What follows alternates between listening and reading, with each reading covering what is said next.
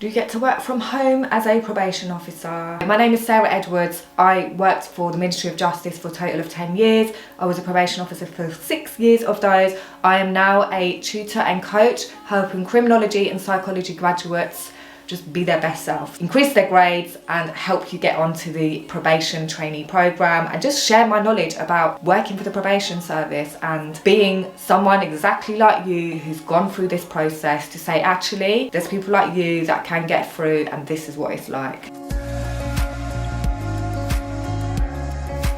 In this video, I'm going to go through tips really for working from home as a probation officer and just some insight into how you do the job as a probation officer from home, because you might be wondering, well, how do you do the job? As a trainee, yes, you can work from home, and when you're qualified, yes, you can. So my first tip is stick to a regular day. That helps you manage your time, manage your boundaries. It helps you manage when you're going to see different people, helps your team kind of know some regularity. Figure out a certain day that you want to work. If you're full-time, you can work 2 days a week from home, but you can negotiate 3 if you've got, healthcare concerns or childcare, or if one particular week you needed to do a bit more. They are pretty flexible as long as you communicate these things. So second thing, organise your time so that you have certain days where you are in the office, where you see all your people that are on your caseload.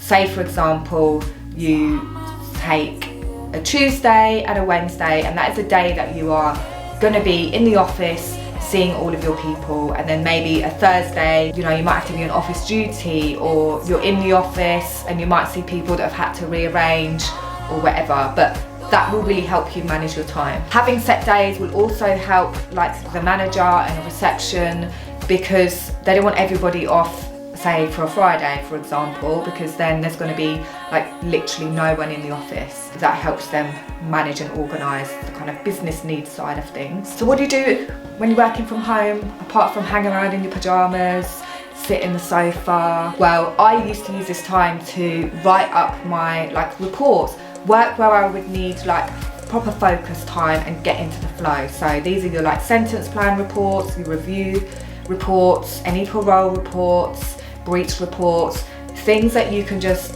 get in the flow, type up and write up. That was really, really helpful for me. My next tip is actually do get dressed. You've probably heard this from tips that you see online about the pandemic and how to keep your mental health sane, but it does actually help to just get up and start the day as you normally would. Get dressed. If you can, this would be my next tip, have a particular location in your house where you are doing your work. I would avoid the bedroom, but I know I myself, when I lived in a flat, I only had the bedroom, the living room / kitchen, so there's not really was many options. So I used to work, I'd put a tiny little IKEA desk in the corner of my bedroom, so at least I wasn't working from the bed. As long as it can be tempting, especially with this kind of work, I just don't want to associate my work with the place where I'm going to be sleeping and resting. So find somewhere designated where you are going to be working.